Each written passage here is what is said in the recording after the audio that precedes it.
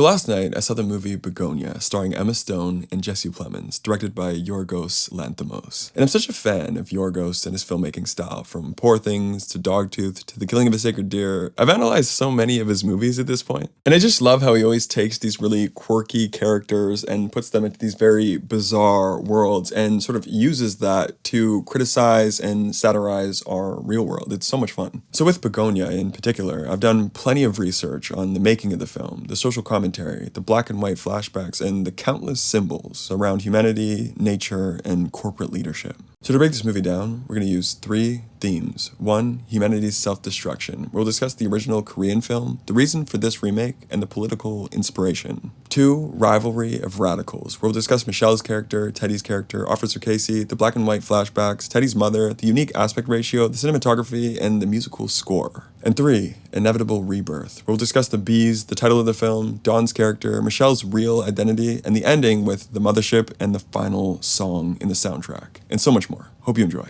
Theme number 1, humanity's self-destruction.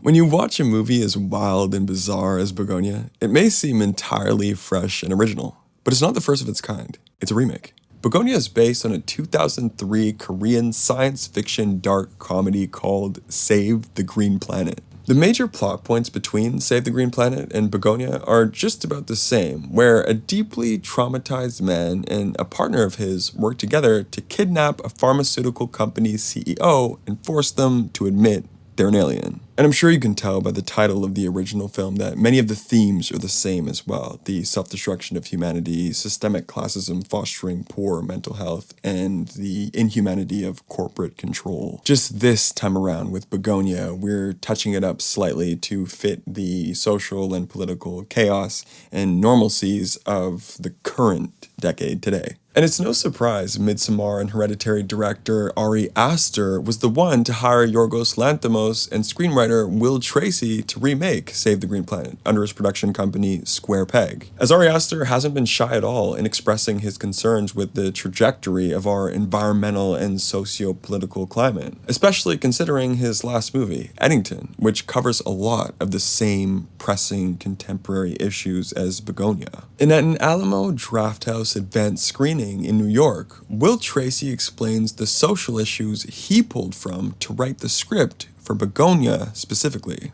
A lot of it was maybe stealing a little bit from the way I was feeling when writing the script, and I probably have continued to feel this way. The feeling of occasional alienation and isolation, not really understanding what is happening to various civic institutions, and not really feeling a great sense of connection to American democracy, if it's still called that. And I wouldn't say I subscribe to any conspiracy theories, but maybe feeling I can't fully trust whatever the official story always is.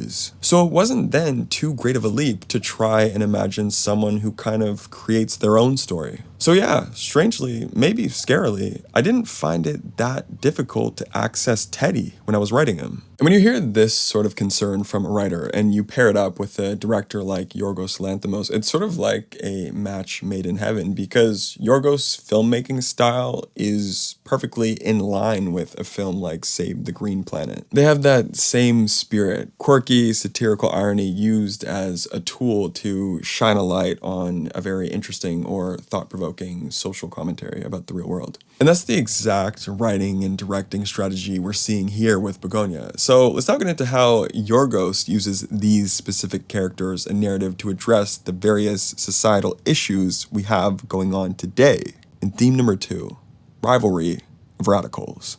When you think of Bugonia's scope thematically, it's actually very big because it's taking on these very big issues: social, political, economic, and environmental. But when you look at Bugonia's scope narratively, it's actually very small, taking place in just a few different locations, most of the time confined to that basement with just 2 central characters. And the reason for this is Yorgos is using these 2 main characters, each purposely at complete opposite sides of the socioeconomic spectrum, to compare and contrast and counter-criticize their beliefs and values through their dialogue back and forth. And within these conversations, we can explore many of these issues that make our greater world so dangerous and harmful in many ways. So let's start with the side of Emma Stone's character, Michelle. Michelle Fuller is a CEO of a major pharmaceutical company called Oxalith. And for this film, she represents the disingenuous, falsely heroic nature of corporations, down to the internal workplace culture and the external public image. She speaks entirely through corporate speak, buzz terms, and political correctness, only to frame what she says in a way where it seems ethical and fair and compassionate. But beneath that sheen, she's really just stealing the freedom of her employees. And the best example of her facade being exposed the most overtly is when we see the way she speaks between the takes of her diversity video campaign. And watching her walk and talk through the workplace makes for some of the funniest moments in the movie, but thematically it seems to represent the selfish and manipulative nature of the powerful versus the false freedom of the everyday person. And in an interview with Next Best Picture, Emma Stone expands on this with what her character represents and how she fit herself into that role.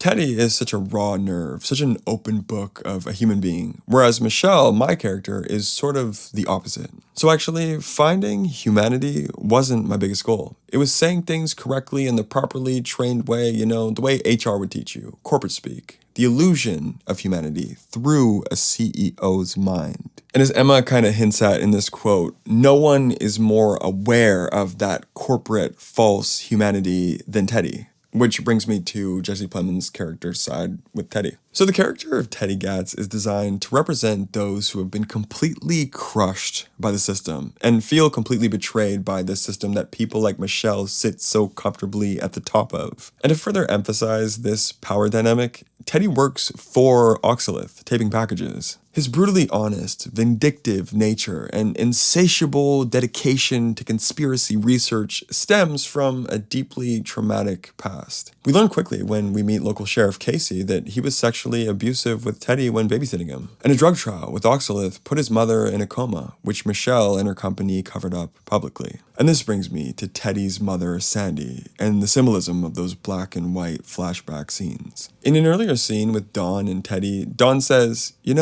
I wish I could fix everything that's been done to you, implying that there was likely even more tragedy to Teddy's story that we as the audience haven't heard of. And this is revealed to be true when Alicia Silverstone, who plays Sandy, discusses a deleted scene between Sandy and her son, Teddy. There was a moment where he was being wrapped in tinfoil. I was protecting him from the very scary people that were going to come get him. When I read the script, she seemed to be this drug-addicted woman. So clearly Sandy was a victim of drug addiction, mental illness, and conspiracy-related paranoia, wrapping her son in tinfoil to protect him from suspected mind control and radiation from pharmaceutical companies, products, and surveillance. So those flashback scenes in black and white are meant to be this symbolic, blurry, dreamlike reflection of Teddy's darkest memories. They're colorless and surreal, almost like Teddy's own personal hell. The massive needles representing Sandy's drug addiction, her body floating into the air representing her prolonged transcendence into the afterlife, and the particular focus on Michelle's greatly insincere apology for the Oxalith trials gone wrong. And while Teddy's chaotic conspiracy theorist lifestyle is meant to reflect these individuals in society who have been forgotten and left behind, targeting big pharma domination and alien intelligence and a flat earth hinted in one of the chapter images, Teddy isn't completely off base with his concerns for the world. He's aware of corporate greed and dishonesty and encourages his coworkers to demand fair compensation when it's owed to them and criticizes universities for their credentialist scams, as he says. The guy's not wrong. The character is designed to take these very challenging yet plausible arguments, but then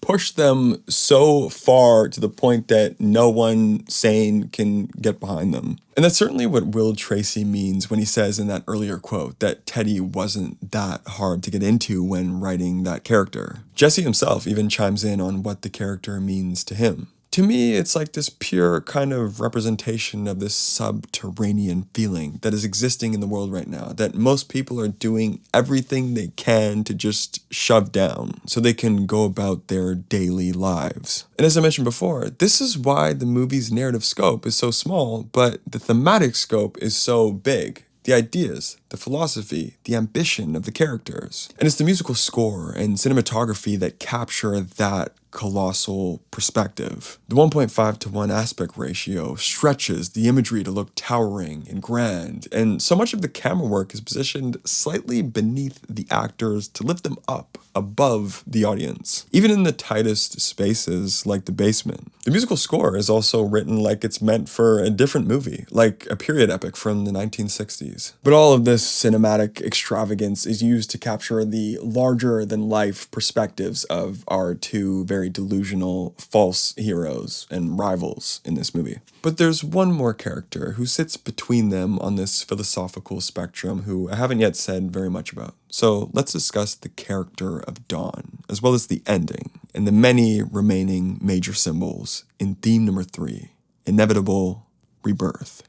The very first sequence we see in the film is of a bee pollinating a field of flowers. And over these images, we have an opening monologue from Teddy, voicing his concerns about the decline of bee populations across the world, and the corporations who have no regard for the integral role they play in our ecosystems, poisoning and starving them with chemical farming, pollution, and urban expansion. And this bee commentary is rightfully placed at the very start of the film because it has a strong, overarching double meaning. From one angle, more literally, the bees represent the accelerating destruction of the natural world as a result of corporate greed and irresponsibility. From another angle, the bees represent corporate oppression and the self-destruction of the human race, as these bees, being hardworking members of a hive, reflect the working class and the many human beings it takes for a theoretical hive to function, while the corporation shamelessly disregards the importance of those workers like Teddy. So Teddy's efforts to protect the bees reflect his efforts to save his own kind. And when the topic of declining bee populations is brought up to Michelle, as you would expect, she claims it may just be the bees' fault themselves and their lack of strength in a changing world, which further reflects the ongoing lack of corporate accountability and willful corporate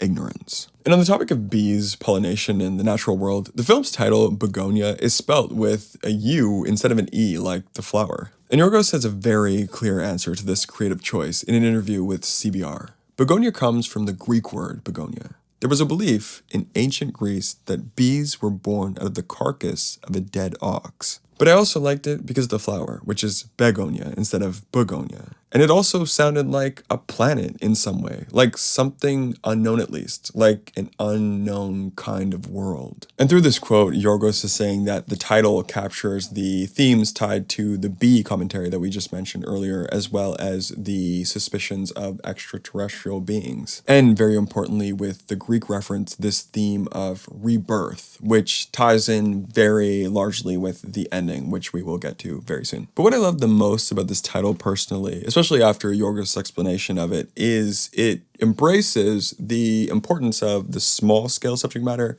and the large-scale subject matter at the same time, just like the film does so well. The grand cinematography, the heroic musical score, as well as the imagery that almost looks like classical theater. Most notably the shot of Michelle with the bald head, the burgundy coat, and the white cream all over her skin. It almost looks Shakespearean in a way. But in the very middle of this epic face-off between these two philosophical titans is Dawn. Dawn, often told not to speak and left unheard, is revealed to be the most mentally and emotionally self-aware character in the movie, which to me reflects the suppressed middle majority between so much radical political feuding online and in media. But more importantly, he's the voice of humanity in the film. In Will's interview with Collider, he describes Dawn beautifully as the conscience of the film. Dawn questions Teddy's radical decision-making, and in countless moments, he acts out of compassion for Michelle, like using the hair clipper too lightly and pulling the plug on the electric chair when she is essentially the enemy. It's a voice of humanity that is suppressed further and further until it can no longer sustain itself. Thematically, Dawn's death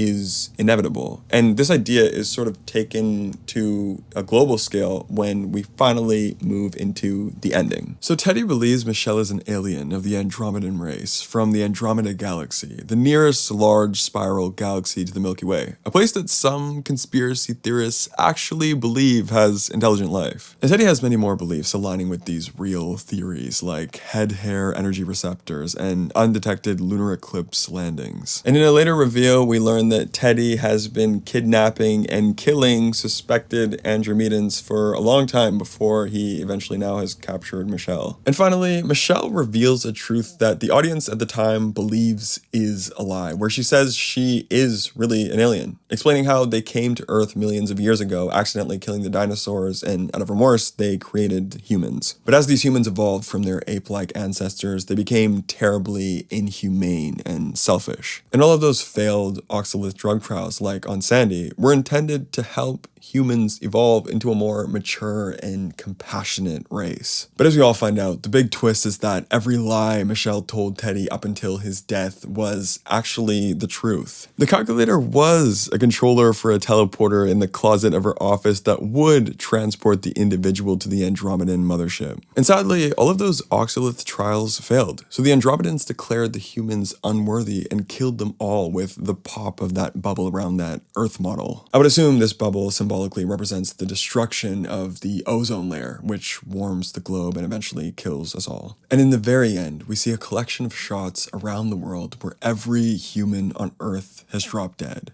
while the bees live on. And over these visuals, we hear Marlene Dietrich's cover of Pete Seeger's Where Have All the Flowers Gone? With powerful lyrics about the death of flowers picked by young girls who grew older to marry grown men, who were later recruited into the army and eventually killed in wars, and then buried in cemeteries that once again grow those flowers picked by the next generation of young girls. A song that effortlessly captures the ongoing cycle of life, growth, death, routine, tragedy, and regret, with the perfect final line.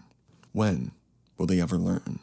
Alright, this is my analysis. It's always fun to discuss a Yorgos movie, and I'm super eager to hear your thoughts on a movie because I know the ideas are endless. So, any questions, let me know below. Thank you so much for watching, and I'll see you later.